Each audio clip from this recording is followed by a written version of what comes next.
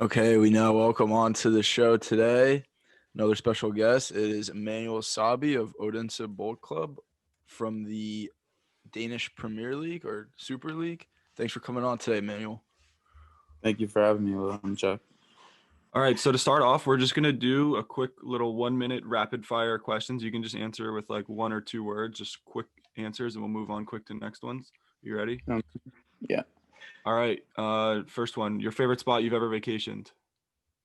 I think Mexico, Tulum. Typical breakfast? Yogurt with granola. Do you wash your apples before you eat them? Yes. Favorite player to watch currently?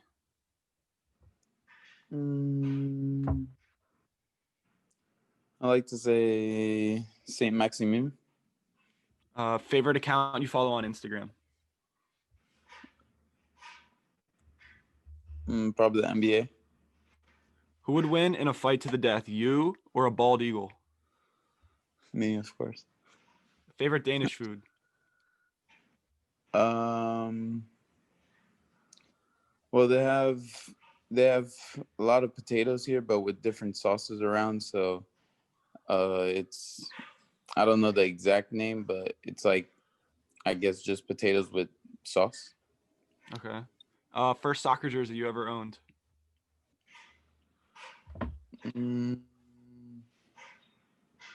First soccer jersey I ever owned. It's a tough one. I think I had a Messi jersey. I think maybe would have been the first one. Not really sure. 2020 most listened to artist? Lil Baby. Lil Baby. Should have been artist of the year. For sure. So you Messi over Ronaldo? Yeah. All day. Yeah. All day. Sure. All right. So can you kind of give us a little bit of a summary of your career thus far for our listeners who may not know who you are? Yeah, for sure. I'm Emmanuel Sabbi, if you didn't hear already. I started my career at Blast FC in Columbus, Ohio, and I moved on from Blast FC to Ohio Premier Eagles, where then I moved to Chicago Magic and played in the academy there in Chicago. And then right before college started, I moved to Spain to try out for Las Palmas. And after I made the team there, I was there for around 10 months. And because of work permit issues, I got to cancel my contract. And after that, I moved to Denmark and played for Hobro Eco. And then after my contract was over there, now I'm currently at Odense Bold Club. So you made the jump from Ohio over to Spain. How would you say the difference in level was jumping? Oh, sorry, from Chicago over to Spain. Yeah. How would you say the difference in the level was from playing in the U.S. to then going over and playing in Spain? It was very different, I would say, because, Spain is all about, keeping the ball in possession, moving off the ball, keeping the ball on the ground, just the way we watch it on TV and we're like, wow, like they really play this way. And, when I got there, I was just shocked the way they play. And obviously, like, I watch it on TV, so it made it easier to, adjust to. But I mean, the difference will definitely be the speed of play, and they don't usually really do the physicality work like we did like we do in the US. But the speed of play was definitely an adjustment for me. Do you feel like playing in the US kind of prepared you for that, or did you have to adjust when you got over? Of course I had to adjust, but also the US, Chicago Magic and Ohio Premier Eagles, we tried to, adjust ourselves to that type of play as well. And yeah, I mean, it was an adjustment, obviously, from moving to US and academy to professional in Spain. So I think it was okay. I adjusted pretty quick, and the team and the coaches definitely helped me with that. Yeah, that's pretty common we usually, like, from the players that we talk to that are playing over in Europe, they say it's like a big adjustment, especially the speed of play initially. Yeah, But definitely. you say you were there. You played there for what, 10 months? Yeah. So did you ever like debut for the team or no? No, I didn't debut for the Oh, so team. I couldn't play actually for the first team or the reserves because of my work permit issues. uh-huh. So you were just training with them? Yeah, And training then and okay. scrimmaging. Okay. So then how did your move to Denmark come? Because that's kind of very different from Spain. Like what's the correlation there? How'd that come? Well, there was a contact in America that helped me get to here, and he had a agent in Denmark that I also worked with, and that's how basically Denmark came in the picture. And so from there, I took my chance there to try out for Hobro, and thank God I made it, and they really liked me there, and that's where I started my career to now. Uh-huh. How would you compare living in Denmark to living in the US, and how would you describe the play style there?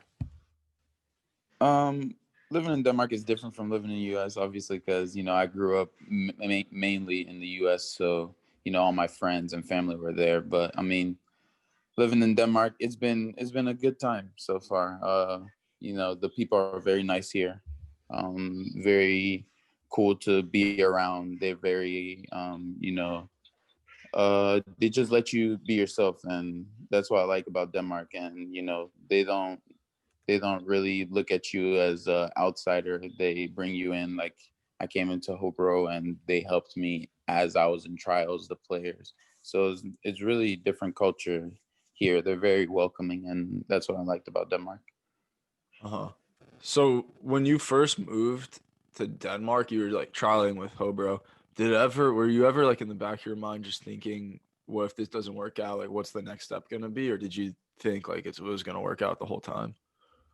No, I kind of had, faith in God. So I definitely thought it was going to work out for me, and just knew that obviously my steps had to be taken out a little bit some from being in Spain to Denmark.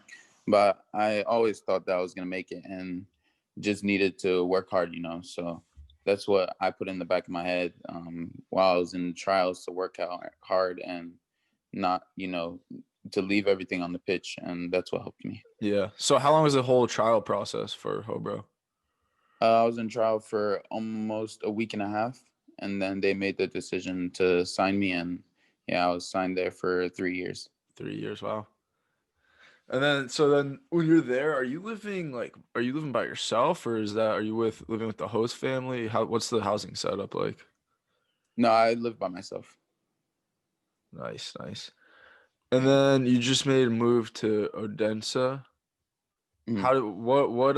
How did that come about? What was your decision to stay in the Danish league? I think I needed to, you know, um, make my platform a little bit bigger here. So rather than leaving as a player that played in the Danish league, to leaving as a top player that played in the Danish league. So um, I think it was just for me to get better. And obviously now I'm at a bigger and more expecting size club, so they expect Uh-huh. more out of the team, and for your own confidence. And yeah, that's what I brought in to Odin, to I obviously adapt to them and the way we play here, and just bring my own set of skills that I could help the team with also. So what are some of your individual goals for the season? What would make this season a successful season for you from a personal level? From a personal level, definitely get some more goals, some more assists.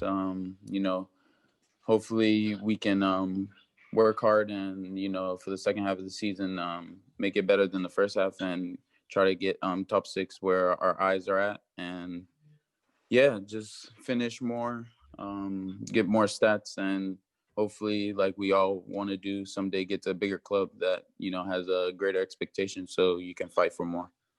Do Yeah. you So have like a benchmark for goals or anything that you hope to hit this year? Hopefully I can hit double digits this year. double digits. Yeah, I saw how you already have what, four? Yeah. 4, yeah. So with that, do you kind of have a go-to celebration? I feel like you score a lot of goals. Do you have any go-to celebrations? My celebration I used to have that was go to was the backflip that most people always see and tag me in a couple videos when on Instagram and stuff. But yeah, that was my go to. So now I'm thinking of changing that because a lot of people in my family have complained that it's kind of unsafe. But I just Yeah. do what comes to my head. Who taught you how to backflip? To be honest, I looked at Nani when he used to do his backflips at United, and I've always been an athletic guy that likes to do crazy things. So I definitely saw that and took that initiative to learn. And I mean, when you're first learning, obviously you kind of fall hard the first couple of times, but then I got the hang of it. So it's always been there for me. Yeah. And I bet your coaches probably don't want you doing that either, just in case you get hurt. For sure. Yeah. All right. So you're currently you moved within Denmark. Do you have goals to eventually move out of Denmark? And what are definitely some things you hope to what's your favorite league that you would ideally move to in a perfect scenario? In a perfect scenario, I would definitely love to move to Germany and see how the Bundesliga is. Obviously, I have a couple, friends from the national team that has played there and is currently playing there. So they've really been, good with the league, and they like the style of play, the aggressivity, and the competition. So definitely, a Bundesliga would definitely be a place for me right now. Who are some of the guys that you're closest with from the national team that are in the Bundesliga? I talked to Tyler Adams. I used to talk to Weston a lot, and I think for now that's been the only two players that obviously are in the Bundesliga that played in the Bundesliga as well, and a little bit with Zach Steffen when I used to play with the crew when I used to just train with them. Mm-hmm. And he was a big fan of obviously being in MLS and then going to Bundesliga and all that. So, So what does Tyler Adams have to say about the Bundesliga? How is he liking it? He really loves it. I mean, he plays for a big team, big club, great expectations. He puts it on his back, and he plays hard every game, and that's what I like about him. I mean, he's relentless and he goes for everything once his name is called on the pitch. So that's like the kind of players that you want to, put yourself towards and work hard to. And yeah, Tyler's a great person. Definitely. So now switching gears to the national team a little bit. You played with the U20s. Was that your last involvement with the national team? We had 2 U23 camps before COVID happened. So okay. I went to those camps, and I think they were in Spain, both of them, if I'm mistaken. They were both in Spain. And so now we have the Olympics and the Gold Cup coming up this summer. Have you spoken with the coaching staff about where they see you contributing? I haven't spoken to the coaching staff since the U23 camps. But I try to show them that I'm ready for whenever my name gets called, and I play week in, week out, and try to show myself, obviously for myself and my confidence, but also for the people that that watches the Danish league and all that. So yeah, I'm just here trying to play. Definitely. So ideally, which would you rather contribute towards, the Gold Cup or the Olympics? I would contribute to either one that hopefully I get called in for. I mean, obviously the U23 Olympics is big for the U23 cycle, and that's what we look to accomplish this year, and hopefully we can.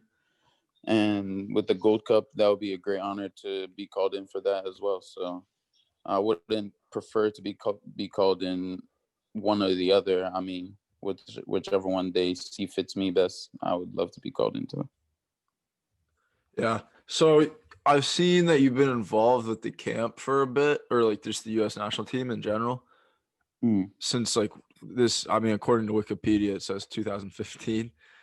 mm. But how could you describe how the U.S. soccer has changed over the time, like that you've seen from being on the inside in the camps and everything? It's definitely evolved. I mean, we've changed our style of play, um, from the usual U.S. team that we just fight, fight, fight. Obviously, we still have the fight in us, and now we just we have more players in Europe to see how European football is. That they understand that obviously we play different there. So I think we're trying to put a little bit of everything together, and I like that. I mean, it shows that we're growing in football, and it's not just one style of play. So I like that definitely. Hmm. Yeah, definitely. I mean, and there's just like so many players all across Europe too, so that's very just Exactly. good for the reputation. But so like in terms of reputation, when you first went to Denmark, it was 2017, and that's kind of right when US didn't make the World Cup for 2018. Was it Mm. hard? Like, did you feel like people were like, "Oh, this guy's from the US"? Like, did you feel a chip on your shoulder trying to have to prove yourself more to your teammates?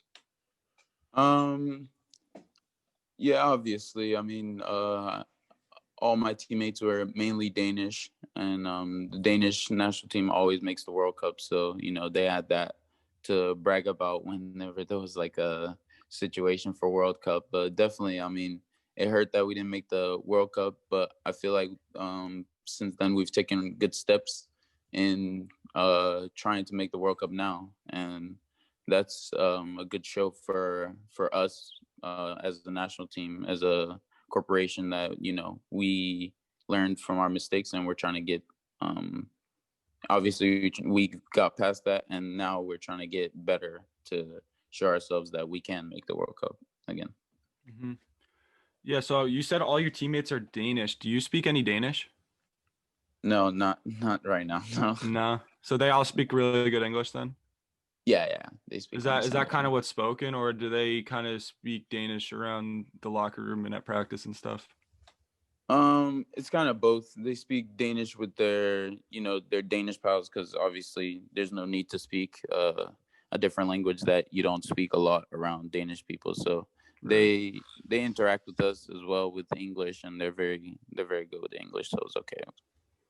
In the locker room, are you putting them onto like, some American music, like Lil Baby says your favorite artist? Or do they listen to him at all, or like anybody else? Definitely. I put them on with all the American artists, and there's some people that they've never really actually listened to music like that, so it surprises them. But now I think they're hip.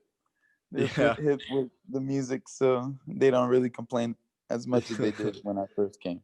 Yeah. Are they putting you onto any Danish music that we like that you could put us onto? Probably not. Ah, not really, no. Nah. There's a couple of Danish rappers that are actually good, but you gotta understand the language. But I like beats with music, so there's Yeah, a yeah. couple of Danish rappers like Ice Kid. He's also Ghanaian, but he's also Danish. There's a rapper named Jilly. There's KC. There's a couple of rappers in Denmark that actually have good music. What other rappers are you putting them onto? What's like your top three that you listen to other than Lil Baby? Um, listen to Lil Baby maybe the most, but I also listen to, obviously everyone listens to Drake. Uh, Jack Harlow came out with a couple bangers I Yeah, for listened sure. to. Um, Pop Smoke. yeah, definitely Pop Smoke. He's number if it not number one, number two. Um, uh, there's a lot of artists that I listen to. Top three, that's tough. But definitely Pop Smoke and Lil Baby, definitely in the Yeah. top three. Yeah, definitely. So this is kind of something we do with where we're starting to do with a lot of our guests is to give us a five-a-side team of the five best or the five players you played with just throughout any time of your career, whether it could have been like your time in Ohio, Chicago, Magic, or even now in Denmark or Las Palmas. So who would you say would be on that team? My five-a-side. Oof, I played with a lot of players actually. A lot of good national team players. Yeah, exactly. I definitely would have Tyler. No kidding. I'll definitely have Weston, Zach. Who else would be in it? You need some goals in there. Yeah, definitely. I mean, Weston is banging in goals, so that's true. Dude, he's doing well out there in Italy.